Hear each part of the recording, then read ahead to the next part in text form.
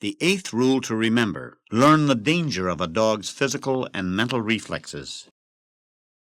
Anyone overlooking either the physical or mental reflexes of their dog when seeking the reason for the majority of dog bites overlooks the prime factors and is also bypassing the most logical method of curing them.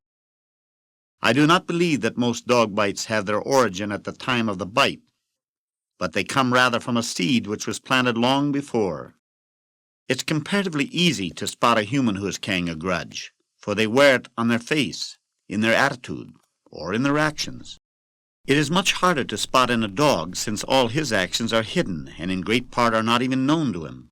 Most of the things which bug a human are corrected by the repayment of a loan, an apology, a raise in salary, or sometimes even a smile, because the grudge was not usually embedded. It's a different story with a dog. The greatest amount of time spent with a dog is on discipline. He hasn't the thousands of substitute events to take his mind off a particular gripe, nor is there an opportunity to substitute. The human has many friends to help him get rid of his hang-ups. The dog has no such help because even his owner doesn't know how to truly help him. So a dog's hates embed themselves in his mind. When the subconscious mental and the outgoing physical meet head-on, the dog may bite without any apparent reason. The outgoing physical may mean any movement, facial expression, tone of voice, type of music, training methods, or even a certain type of individual which the dog associates with distaste. It is the purpose of the teaching method to prevent these subconscious dog bites by removing the reasons for them. An act motivated by mental reflex is not confined only to dogs. A man dreams he is in a fight and hauls off and hits his wife sleeping next to him. A child dreams she is being chased by a giant and screams in a nightmare. A woman dreams she is going to be hit by a car and jumps, falling to the floor. All of the acts were apparently predicated on something which had taken place in their daily routine. Fortunately, none of the results proved harmful. Now all you have to do is place the more rapid reflexes of a dog and his sharp teeth into the same type of dream. Add to it the contained method of life he leads, and you have the threat. You have the danger, and the reason for so many dog attacks. Not all dogs have to be sleeping to subconsciously bite someone, any more than all humans have to be dreaming to do harm to someone. As an example, a friend of mine was very ticklish.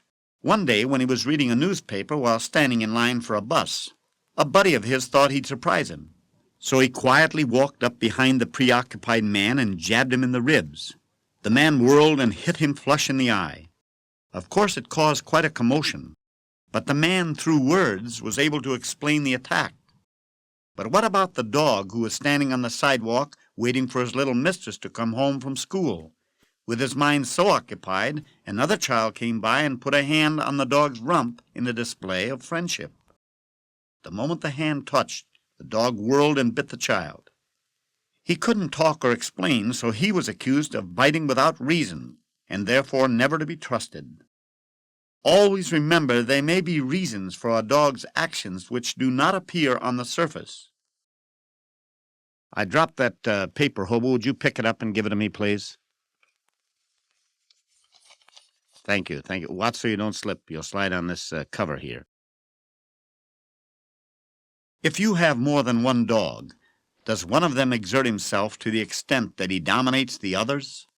This condition shouldn't be allowed. You are encouraging pack instinct to exist. I have 6 dogs living with me at present. The oldest is 15 and cannot hold his own any longer in a fight.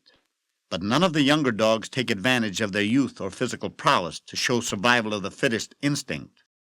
The instinct to protect must also be controlled, or your dog may accidentally take exception to an unintentional movement by an innocent bystander. The reflex action of a dog is instrumental in accounting for better than 90% of all the dog bites which I've investigated. It means that the bites were accomplished without malice of any sort. But with or without malice, a dog bite that can be prevented is the one which we all should work for.